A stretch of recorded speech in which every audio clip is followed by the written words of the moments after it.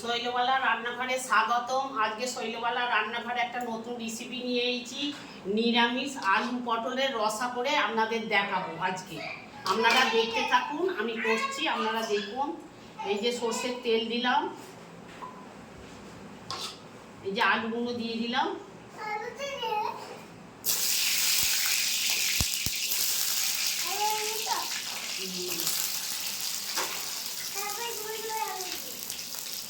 একটু নুন দিলাম,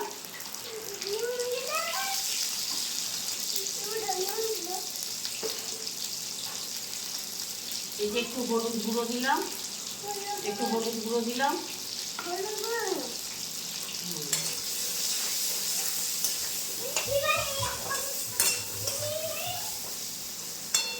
এই যে আস্তে আস্তে ভাজবো, তাহলে আলুগুলো হাফ সেদ্ধ হয়ে যাবে।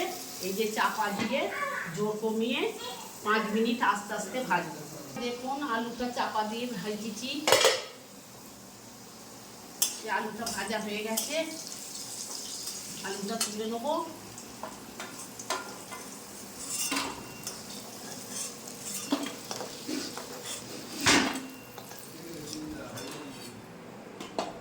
ওই তেলে পটলটা দিয়ে দিলাম,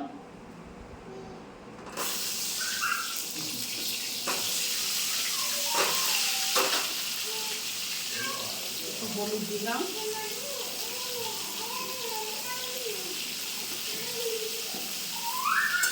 হলুদ দিয়ে 5 মিনিট ভেজে লাল করে নেবো।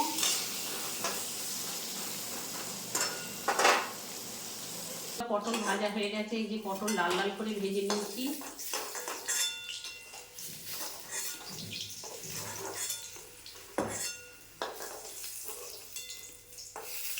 এই যে আলু আর পটল ভাজা হয়ে গেছে।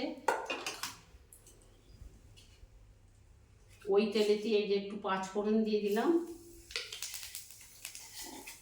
এই দুটো তেজপাতা দিলাম, একটা শুকনো লঙ্কা দিলাম।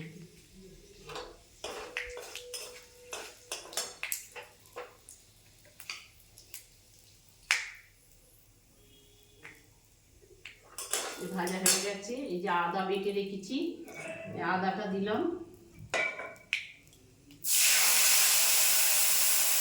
আদা দিলাম,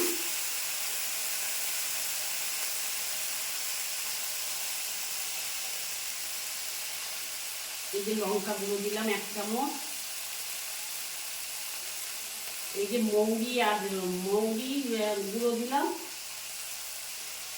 1 চামচ, এই যে জিরে গুঁড়ো দিলাম 1 চামচ,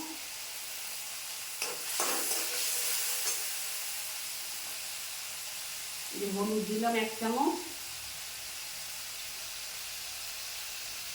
আর এই যে 5 মিশুলি মশলা করে রেখেছিলাম, ধনে, জিরে, তেজপাতা, মৌরি, দারচিনি, লবঙ্গ সব দিয়ে 5 মিশুলি মশলা করে রেখেছিলাম, তার 1 চামচ দিয়ে দিলাম। নিরামিষ তো। এই যে টমেটো একটা কেটে রেখেছি, এই যে টমেটোটা দিয়ে দিলাম।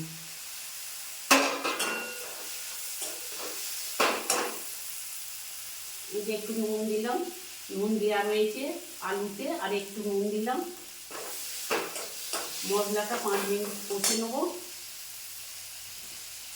তেল ছেড়ে দিয়েছি, দেখুন এই যে মশলা কষে তেল ছেড়ে দিয়েছে। এই যে আলু পটলটা এর সঙ্গে দিয়ে দিলাম,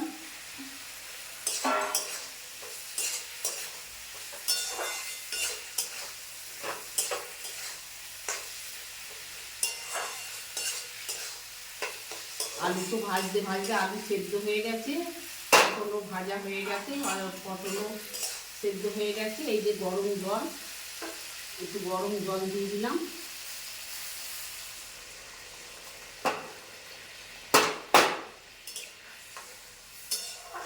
নিরামিষ পটলের রসা আপনারা ভাতেও খেতে পারেন, রুটিতেও খেতে পারেন।